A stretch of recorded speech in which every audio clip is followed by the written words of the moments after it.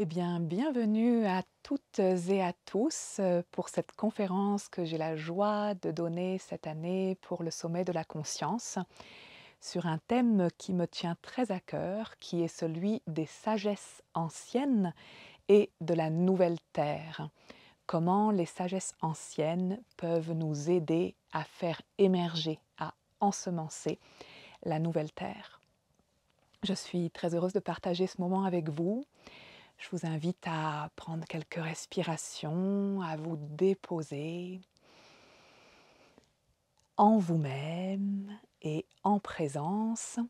pour pouvoir recevoir ces mots, non seulement avec votre tête, mais aussi avec votre cœur et toutes vos petites cellules.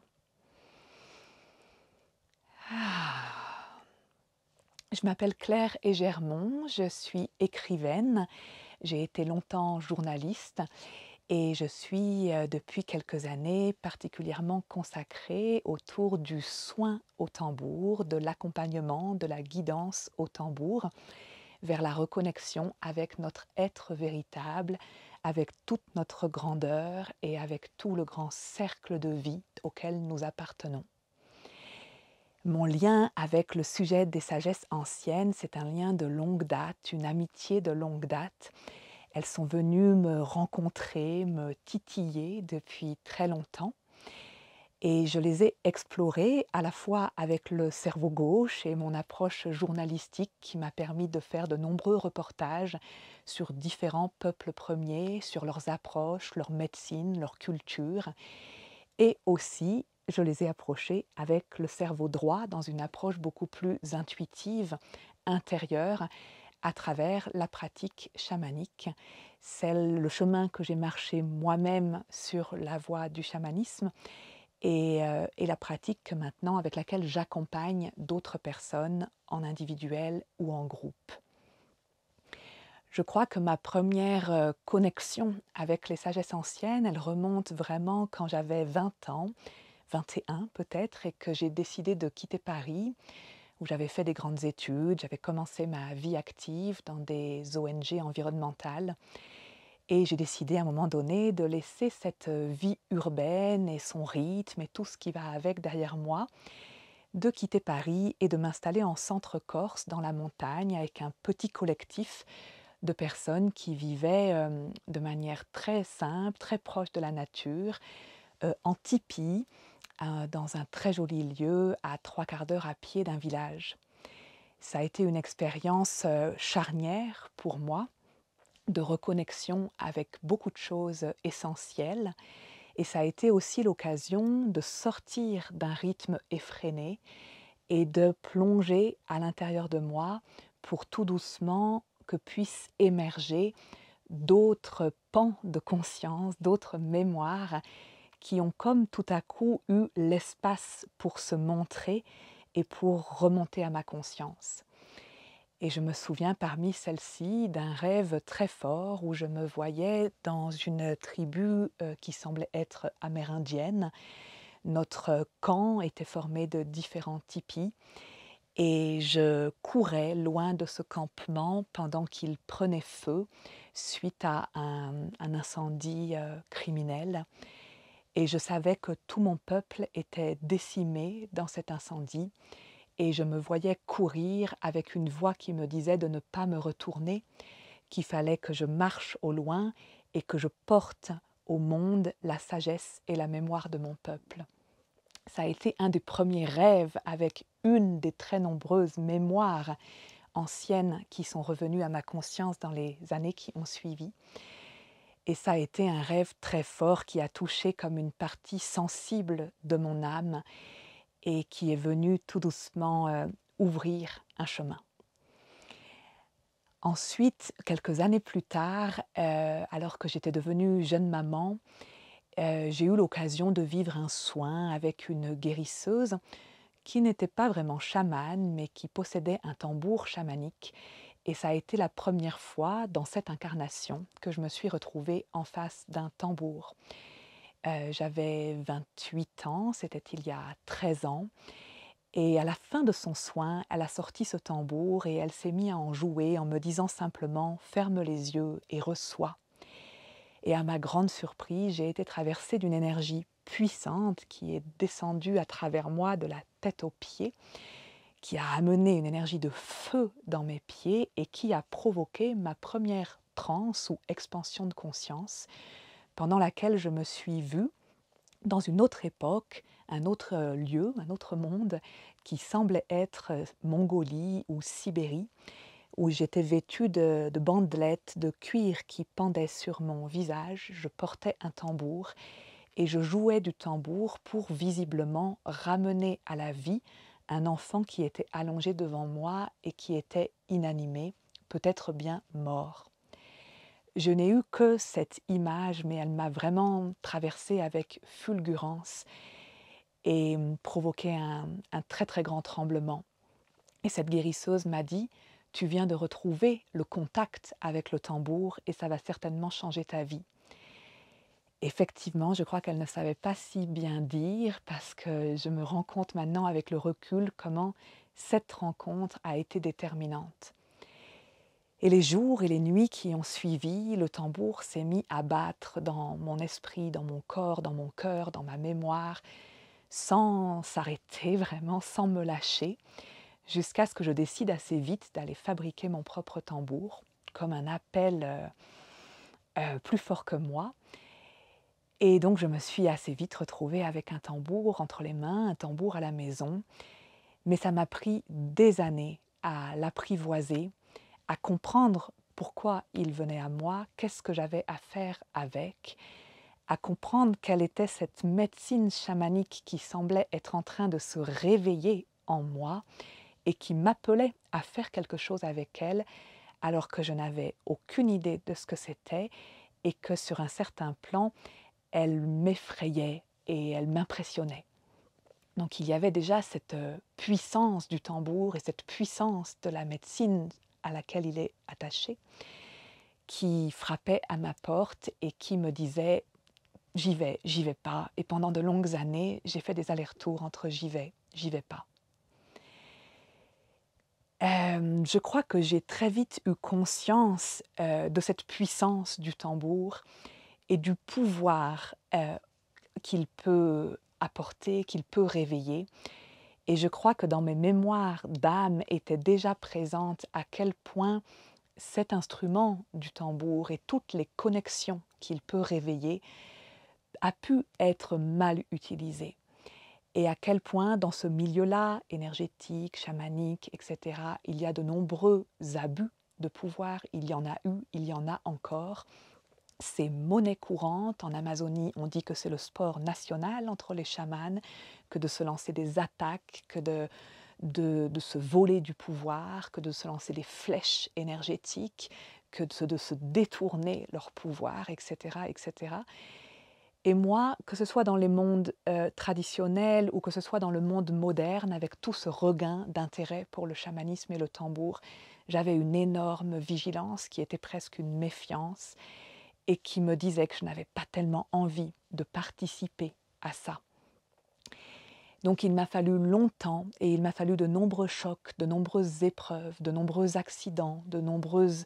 expansions de conscience assez fulgurantes pour me ramener sans cesse sur la voie du tambour et qu'à chaque fois que je disais « j'arrête là, je ne veux plus y toucher, c'est trop fort, trop intense pour moi », à chaque fois ça revenait me chercher. À un moment donné, j'ai comme abdiqué et j'ai été poussée par des événements très forts et notamment par une maladie très grave qui a touché mon fils dans cette vie-là et qui m'a ramenée à cette mémoire ancienne de cet enfant perdu dans un autre temps. Et ça a été un événement, un grand tournant qui m'a poussée à reprendre en main le pouvoir qui m'appartient et laisser au grand mystère ce qui ne m'appartient pas. Ça a été un événement qui m'a poussée à dire un plein oui, enfin, à cette médecine au tambour qui semble vibrer en moi depuis des temps anciens. Donc je vous passe les détails pour entrer assez vite dans notre sujet, mais voilà un peu quels ont été les grands jalons de mon chemin qui m'ont amené sur cette pratique chamanique, sur cette pratique au tambour, et sur cette reconnexion dont je vais parler avec les sagesses anciennes. Je tiens, avant d'aller plus loin, à préciser ce qui est pour moi le chamanisme, en tout cas la manière dont je le pratique. J'aime dire que je pratique un chamanisme sacré et j'aime rajouter ce mot sacré à côté de chamanisme pour lui redonner toutes ses lettres de noblesse. Parce que je crois et je sens et j'ai perçu intimement dans ma chair et dans ma conscience à quel point la pratique chamanique dans son origine était une pratique très pure destinée à nous reconnecter avec la grandeur de ce que nous sommes et avec le grand cercle de vie auquel nous appartenons. Et je sais aussi à quel point aujourd'hui et depuis déjà longtemps, elle est pratiquée de manière très duelle. On parle des énergies noires et des énergies lumineuses, on parle des mondes splendides que l'on peut visiter et des bas mondes obscurs de haine et de souffrance dans lesquels on peut aussi plonger. On parle des vols de pouvoir, des vols d'énergie dont je parlais à l'instant. Beaucoup de chamans peuvent utiliser leur capacité à voyager entre les mondes pour prendre pouvoir sur autrui. Elle est souvent pratiquée de manière duelle, alors que pour moi, c'est très important de la replacer dans le sens du service à la vie, dans le sens du retour à l'unité. Et d'utiliser le tambour et d'utiliser cette pratique pour aller voir de l'autre côté du voile ce qui se joue en nous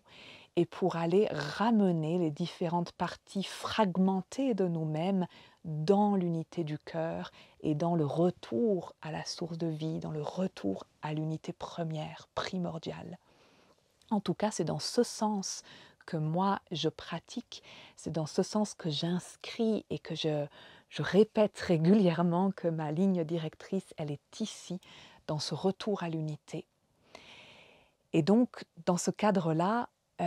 cette pratique chamanique, pour moi, elle consiste à me relier à plus grand que moi, me relier à la source de vie, me relier à des intelligences plus grandes que nous, me relier à des présences qui existent dans d'autres plans, sur d'autres lignes de temps, dans d'autres royaumes, d'autres dimensions, et recevoir d'elles des échanges d'énergie, de l'aide, du soutien, de l'éclairage, de la connaissance. Et c'est absolument incroyable tout ce qu'on peut recevoir de ces reconnexions. Dans cette pratique sacrée telle que je la pratique, il n'y a pas de volonté personnelle de la part du chaman. Il est canal, il prête son corps, sa voix, à ce que ces énergies plus grandes que lui traversent, et il le fait dans le sens de l'intention demandée par son patient. Donc c'est vraiment une posture qui est au service et qui vise à laisser traverser une énergie plus grande que soi. Ce n'est pas moi qui génère cette énergie, ce n'est pas moi qui apporte directement une énergie de guérison à la personne, c'est moi qui laisse traverser. Je permets que ça traverse et plus je m'efface, plus ça peut se faire. Donc j'insiste là-dessus pour cette déontologie qui me paraît fondamentale de ne pas ingérer,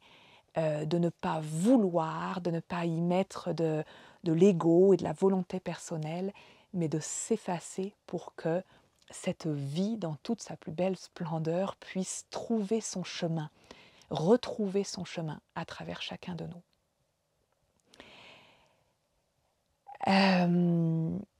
J'ai rencontré plusieurs maîtres, plusieurs enseignants qui ont ponctué mon chemin et qui m'ont beaucoup nourri. Je crois qu'aucun d'entre eux ne m'a véritablement appris à jouer du tambour ou à retrouver le chemin d'accès à ces informations de l'autre plan, à retrouver le chemin vers les mémoires et les sagesses anciennes. Je ne crois pas qu'ils m'aient appris sous forme protocolaire quoi que ce soit, mais je crois qu'ils sont venus réveiller en moi et rouvrir des accès qui étaient comme dormants, en sommeil, et que c'est ça qu'ils ont permis, et que c'est ça qu'aujourd'hui, avec mon propre tambour, je permets à d'autres, réveiller une connaissance ancestrale, primordiale, universelle, essentielle, qui est déjà présente en nous, sur la Terre et dans nos cellules et dans notre ADN et dans nos différents corps et dans notre champ d'énergie, mais qui souvent est latente, dormante, inexplorée. Nous vivons bien en dessous de nos potentiels. Alors, je reviens maintenant, ou j'entre plutôt dans le vif de notre sujet des sagesses anciennes. Parmi tout ce que j'ai découvert sur ce chemin chamanique, mais qui plus globalement est un chemin de guérison, est un chemin d'ouverture de conscience au quotidien, les cérémonies au tambour finalement ne font que ponctuer le chemin et donner l'occasion d'ouvrir des yeux plus grands, de prendre du recul, de regarder les choses par la fenêtre du haut, avec le regard de l'aigle, de faire des zooms pour mieux comprendre ce qui se passe dans notre vie quotidienne. Mais pour moi, c'est essentiel de toujours les ramener sur un chemin de conscience qui se vit au quotidien. Et sur ce chemin de conscience quotidien et sur ce chemin chamanique, parmi tout ce que j'ai pu contacter et découvrir, se sont montrées nos mémoires d'âme.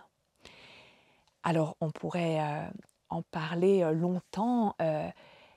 Je vais mettre le focus sur certaines de ces mémoires qui, pour moi, sont des mémoires essentielles, qui sont des sortes de clés et qui vont venir se réveiller en nous à des moments particuliers de notre chemin de vie, quand il semble que ce soit la bonne heure et que nous sommes prêts pour cela. Alors parfois, ces mémoires, on va pouvoir les retrouver dans des rêves, on va pouvoir les retrouver dans différents types de pratiques méditatives ou de voyages intérieurs. Moi, c'est grâce à l'aide du tambour que j'y accède tout particulièrement. Et donc, certaines de ces mémoires vont nous ramener à certaines vies dans lesquelles nous et notre peuple ou notre communauté ou notre civilisation avons vécu proche de la source, proche de notre essence. Certaines de ces incarnations où nous étions encore connectés, autant en bas aux forces de la terre que en haut au royaume du ciel, où nos capacités, nos potentialités les plus belles et les plus fortes de l'être humain étaient encore actives. Nous avions toutes ces capacités psychiques de communication dans l'invisible, de télépathie, de connexion avec les plans subtils, d'utilisation, de circulation de l'énergie entre les différents plans, des capacités de reliance avec des aides plus grandes que nous, etc. Avec des connaissances qui nous venaient d'ailleurs et qui pouvaient nourrir ce que nous vivions sur Terre. Ce sont donc de ces mémoires-là sur lesquelles j'ai envie de mettre le focus aujourd'hui, des mémoires où nous étions reliés à ces sagesses anciennes et dans lesquelles nous appartenions à des peuples, des tribus, des clans, des civilisations qui tout entiers étaient reliés à ces sagesses. Ce sont pour moi de grands cadeaux quand elles se réveillent. Ça peut être aussi assez douloureux parce qu'il se peut qu'à ce même endroit-là de cette mémoire d'âme, nous avons aussi vécu de grandes douleurs, de grands déchirements, de grandes souffrances. Il se peut que nous ayons été poursuivis, exilés, tués, persécutés pour avoir justement déployé ces potentiels-là dans certaines de nos incarnations. Et il se peut que nos tribus tout entières aient été génocidées, il se peut que nos civilisations aient mal tourné et se soient effondrées. Donc l'endroit de ces mémoires en nous, c'est à la fois un trésor dans lequel nous pouvons récupérer du potentiel, de la connaissance, des capacités, de l'énergie de vie, et c'est à la fois un endroit douloureux où on a pu se dire, de gré ou de force, plus jamais ça. Je ne veux plus y aller, je ne veux plus connecter ça, je ne veux plus être porteur de ce potentiel-là, parce que ça a été trop douloureux pour moi et pour mon peuple. Peut-être que quelque chose a mal tourné, peut-être qu'il y a eu des abus de pouvoir, justement, que j'ai pu subir ou que j'ai pu commettre, et qu'il y a un endroit où j'ai fermé l'accès, fermé la porte. Et donc, à l'heure où nous vivons actuellement, qui est une une heure difficile de l'histoire de l'humanité et à la fois merveilleuse, qui est un grand passage, qui est un grand portail, l'heure semble venue de réveiller ces mémoires-là et de retrouver les potentiels auxquels elles sont attachées. Beaucoup d'anciens, de beaucoup de traditions différentes, que ce soit en ancienne Égypte, que ce soit chez les Mayas, que ce soit chez les Tibétains, que ce soit chez les Celtes, que ce soit chez les Shivaïtes, et que ce soit chez les Amérindiens, ont prédit ou ont prophétisé qu'il viendrait un jour sur la terre où ces mémoires-là, ces mémoires anciennes se réveilleraient et que l'humanité retrouverait l'accès avec ce qu'elle est véritablement et pourrait enfin ouvrir le chemin vers de meilleurs lendemains. Et nous y sommes, donc nous sommes à cette heure où il est possible pour le plus grand nombre d'entre nous de retrouver ces mémoires-là, de les réactiver et de les réactualiser. Je reviendrai sur l'importance de ce terme ensuite, parce qu'il ne s'agit pas de retrouver de vieilles théories ou de vieux modes de vie et d'essayer de les reprendre telles quelles pour notre vie d'aujourd'hui. Il s'agit de retrouver des sagesses vivantes et de les adapter à ce que nous sommes aujourd'hui, ce que nous vivons aujourd'hui, et de ne pas recommettre les mêmes erreurs que l'humanité a pu déjà commettre dans son passé. Avant d'aller plus loin, je fais un petit zoom sur certaines visions qui se sont présentées de nombreuses fois à moi, notamment la vision de ce que j'appelais un conseil des sages, parce que je ne savais pas précisément de quoi il s'agissait, donc c'est ce nom que je leur ai donné. Dans cette vision, je voyais plusieurs représentants de différentes traditions anciennes, différentes couleurs de peau, différentes obédiences spirituelles, qui étaient comme réunis en cercle dans les mondes subtils. Et ce cercle réunissait des anciens, des aînés, des sages, des maîtres de ces différentes traditions, vraiment des quatre coins du globe, des personnes qui visiblement, dans ce que je pouvais comprendre de ces visions, ont déjà vécu sur Terre, mais ont quitté le cycle des réincarnations, de par la sagesse acquise, et continuent maintenant, dans ce cercle de sages qu'ils sont, à enseigner, à guider, à soutenir notre humanité depuis les autres plans. Et il m'est arrivé à de nombreuses reprises, notamment quand j'anime des retraites intensives de groupe et que donc je connecte vraiment l'énergie d'un groupe de personnes, de recontacter ce cercle des aînés, ce conseil des sages, et de sentir à quel point ils sont là, depuis l'autre côté, toujours vivants, porteurs de leur sagesse ancienne et prêts à la réinsuffler et à la réveiller en nous, actuellement sur Terre. Et ce qui m'a particulièrement touchée, c'est qu'ils sont ensemble, que c'est un cercle d'alliance, que ce n'est plus telle tradition versus telle autre tradition, que c'est aujourd'hui une union de ces sagesses ancestrales qui est activée et qui est même demandée pour soutenir le grand passage que nous vivons actuellement et pour donner une chance à cette nouvelle terre d'émerger. Et je ne crois pas que sans cette alliance, nous puissions créer quoi que ce soit de bon pour l'avenir. Je crois qu'il est l'heure de retrouver les sources de ces sagesses. Et toutes ces traditions aux quatre coins du globe, aussi éloignées qu'elles ont pu être géographiquement parlant, elles avaient dans leur essence de très grands points communs. Elles étaient toutes reliées à la source de vie. Elles savaient que nous émanions tous de la même source. Elles savaient que l'être humain est bien plus que ce qu'on nous fait croire, qu'est bien plus qu'une simple mécanique biologique. Elles savaient à quel point nous sommes dotés de certains potentiels très très puissants de connexion aux énergies de la terre, aux énergies du ciel, et à quel point nous sommes dotés de la mission d'être les traits d'union et de faire passer les énergies de l'univers vers la terre et le fruit de nos expériences terrestres vers l'univers. Elle savait à quel point la petite planète Terre est un lieu essentielle dans l'univers, une bibliothèque vivante qui regroupe du patrimoine génétique et des connaissances et des sagesses émanant de bien d'autres peuples des étoiles qui ont participé à ensemencer cette bibliothèque vivante. Toutes ces traditions, je passe les détails, mais savaient tout ça, sont porteuses de cette connaissance-là. Et aujourd'hui, en nous reconnectant à ces mémoires, on peut se reconnecter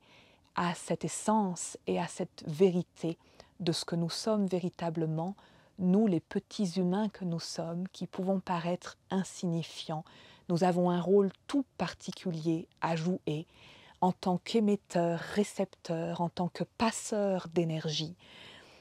Et nous avons notamment le rôle d'être les petits canaux à travers lesquels la nouvelle terre est ensemencée. Alors concrètement, ces mémoires, ces sagesses anciennes, quand nous les reconnectons, quand nous les retrouvons dans notre chemin d'éveil ou bien dans des expériences d'expansion de conscience, comme le chamanisme peut en apporter, comment elles viennent nous aider, qu'est-ce qu'elles apportent, comment ça se passe? En fait, pour bien cerner la réponse à cette question, il faut vraiment se replacer dans la vision de notre univers vibratoire, informationnel, quantique, où tout n'est que énergie, vibration, fréquence, code, information, voilà, j'en oublie, et que c'est dans cet univers vibratoire-là que quand nous reconnectons ces sagesses-là, ces mémoires-là, la mémoire d'avoir fait partie de ces peuples-là, la mémoire d'avoir déjà déployé nos plus beaux potentiels, c'est dans notre corps, dans nos cellules, dans nos champs d'énergie que ces fréquences vont se remettre à vibrer, à pulser et à émaner autour de nous. Et qu'à partir de notre toute petite échelle individuelle, peu à peu, ce sont des énergies, des fréquences qui se réactivent sur la Terre entière. La manière dont ces mémoires agissent quand elles reviennent en nous, et je le vois beaucoup dans les voyages chamaniques, elles vont lever les voiles, lever les lourdeurs, lever les blocages, lever les limitations, lever les coupures qui nous ont déconnectés de nombre de nos chakras, de nos nadis, de nos potentiels énergétiques, et elles vont réactiver tout ça pour refaire de nous des êtres humains libres, souverains et des bons créateurs au service de la vie. Il y a vraiment tout un pan sur lesquels ces sagesses-là et ces énergies-là viennent agir dans ce que j'en perçois humblement. C'est de lever tout ce qui a été de l'ordre de l'asservissement de l'être humain et tous ces siècles et ces siècles pendant lesquels volontairement on nous a coupés de certaines de nos potentialités. Et ces sagesses anciennes qui sont, comme je le disais, des sagesses vivantes, des énergies dynamiques, elles vont venir remettre cette puissance de vie dans nos cellules et réactiver tous nos potentiels. Ce n'est pas du vieux pain qui serait resservi sur la table aujourd'hui. Il s'agit vraiment de les réactualiser. Ce sont des sagesses vivantes qui sont connectées à la source de vie. Et quelle est l'une des caractéristiques principales de la source de vie? C'est d'être toujours fraîche, toujours vivante, toujours renouvelée, dans une énergie de création permanente, dans un fleurissement permanent. Donc c'est en ça qu'elles peuvent vraiment être de grandes aides pour nous, nous permettent de redevenir pleinement vivants et pleinement être humains dans toute notre dignité, dans toute notre noblesse, dans toutes nos potentialités. Je les honore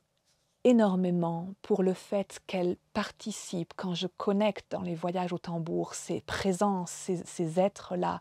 les sages de ces traditions-là, l'essence de leur sagesse, elles viennent grandement réactiver nos centres énergétiques du bas, notre ventre créateur, notre lien à la terre. Et je sens à quel point elles sont utiles pour ça aujourd'hui. Parce que nombre d'entre nous, dans nos quêtes d'un ailleurs meilleur, dans notre nostalgie de l'ailleurs, dans nos aspirations spirituelles, pouvons avoir tendance à nous laisser aspirer vers les plans spirituels et à ne pas suffisamment nous habiter dans notre corps physique incarné sur la terre, alors que c'est ici, dans ce point présent incarné dans le corps sur la terre, que nous sommes attendus et que nous pouvons être un levier de changement pour nous, pour notre famille, pour notre clan, pour notre monde, pour notre terre. Je les honore et les remercie, ces sagesses, pour cette reliance à la terre qu'elles permettent. Et c'est très souvent que je vois que quand elles arrivent dans le champ d'énergie d'un voyage au tambour, elles réactivent toute cette puissance, cette force de la terre, cette vaillance, ce courage qui va nous aider à redevenir pleinement présents et vivants dans notre monde, malgré tous les grands défis que nous traversons aujourd'hui, à ne pas fuir, mais au contraire à être ici et à devenir des piliers de fréquences forts et bien ancrés. Je les honore bien sûr pour toute l'immense reconnexion à laquelle elles nous invitent avec la nature, avec la forêt, avec les rochers, avec les eaux, avec le peuple animal, avec le peuple végétal, et à quel point elles vont dans nos corps mémoriels, dans nos cellules, réveiller le lien entre eux et nous, l'alliance entre eux et nous faire rouvrir des yeux sur à quel point les arbres, les animaux, les eaux, les rivières, les montagnes sont des lieux de mémoire, sont des clés immensément grandes, des réservoirs de sagesse et de connaissance,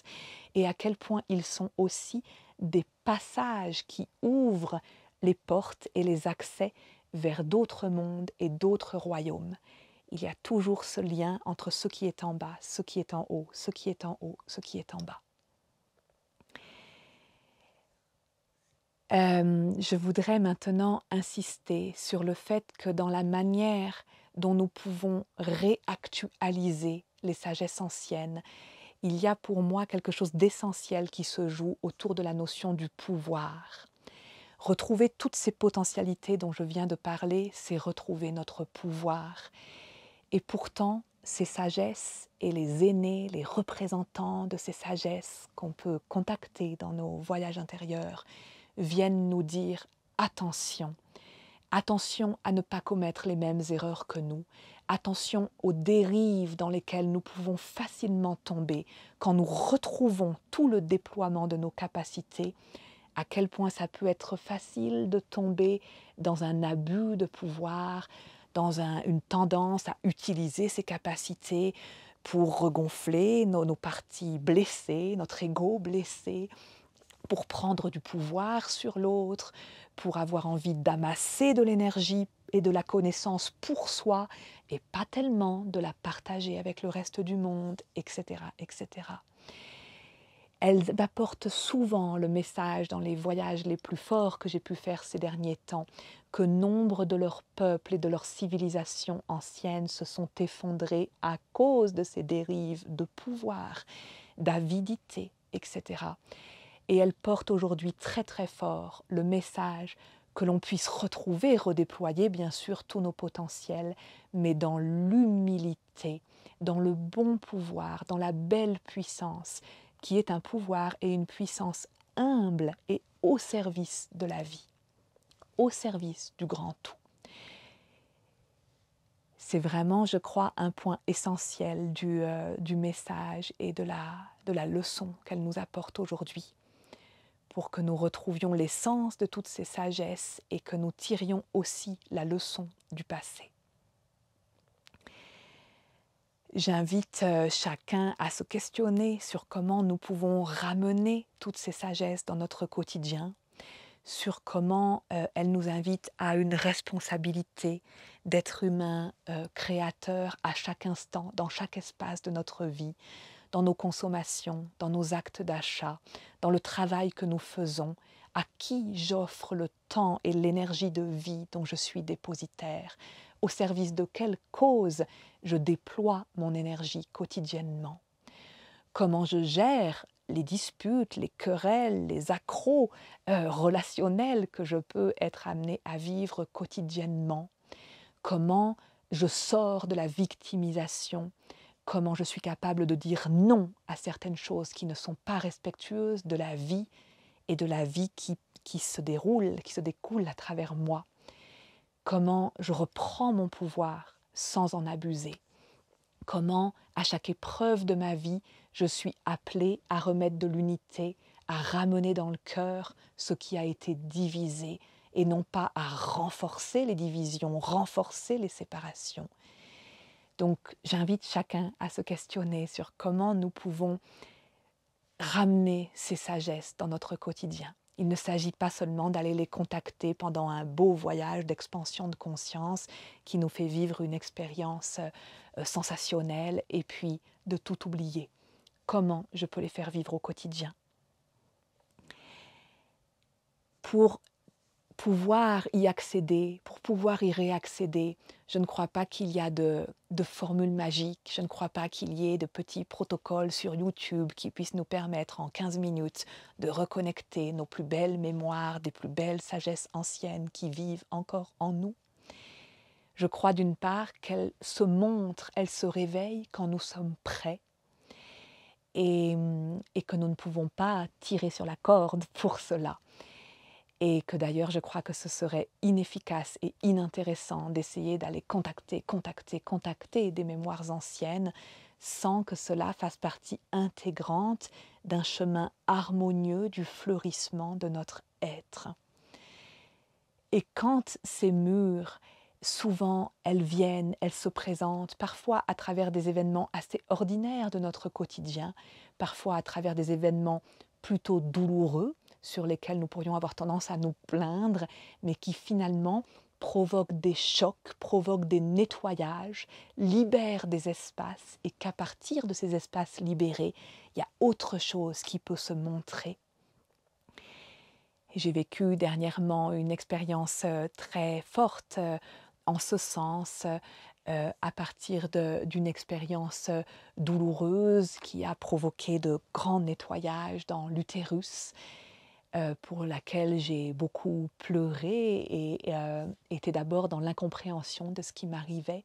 et qui, dans un deuxième temps, s'est révélé être une immense purification et libération, une délivrance au niveau du bas-ventre qui, plus que jamais, m'a reconnectée avec nos origines stellaires, cosmiques et intergalactiques. Et de nouveau, j'ai compris comment, à travers notre chemin quotidien et tous les événements qui ponctuent notre quotidien, le grand plan qui est derrière et que les anciens de ces traditions anciennes connaissaient bien, se déroule. Et donc s'il y a un conseil que je peux donner, c'est d'être attentif et d'écouter ce que la vie susurre, suggère, déroule, dévoile, révèle à travers nous et tous les événements de notre quotidien à chaque instant. Voilà, pour finir,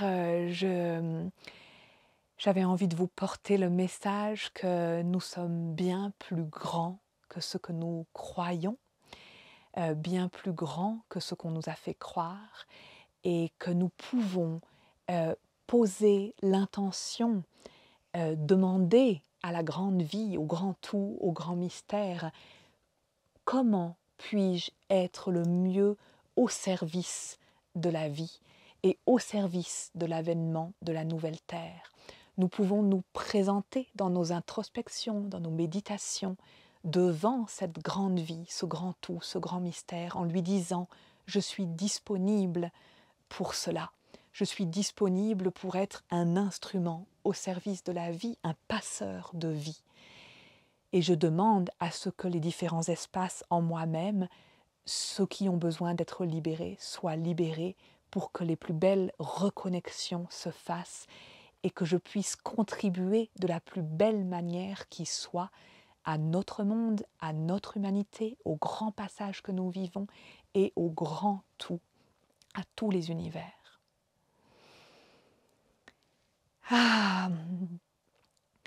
Je vous remercie beaucoup pour votre écoute et pour clôturer ce partage, je voudrais rendre hommage à toutes ces sagesses et prendre un petit moment, si vous voulez bien, en reliant ça avec vous et à partir du cœur de notre cœur, pour nous relier à toutes les sagesses anciennes de notre terre et de tous les univers, pour nous relier à tous ces peuples premiers qui vivent encore proches et porteurs de ces sagesses, qui les gardent vivantes, pour nous relier à tous les lieux sacrés de la terre, à toutes les montagnes, à toutes les roches notamment, dans lesquelles cette sagesse, toutes ces sagesses ont pu être stockées, engrammées, parce que les anciens savaient qu'il fallait les préserver et qu'un jour il serait l'heure qu'elles se réveillent. Je me relie à tous ces peuples, à toutes ces traditions. Je me relie à tous les lieux sacrés, toutes les pierres, toutes les montagnes et tous les autres lieux sur la terre qui portent la mémoire, qui gardent la mémoire de ces sagesses. Je me relie à ces sagesses en moi-même, dans mon corps, dans mes os et dans toutes mes cellules. Et je demande qu'elles puissent se réactiver, se réveiller de la plus belle manière qui soit, pour venir nourrir le plus beau fleurissement de mon être, de notre humanité et de notre terre.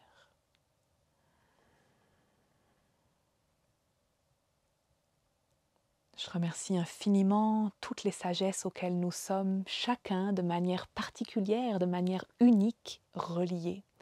Je les remercie beaucoup de venir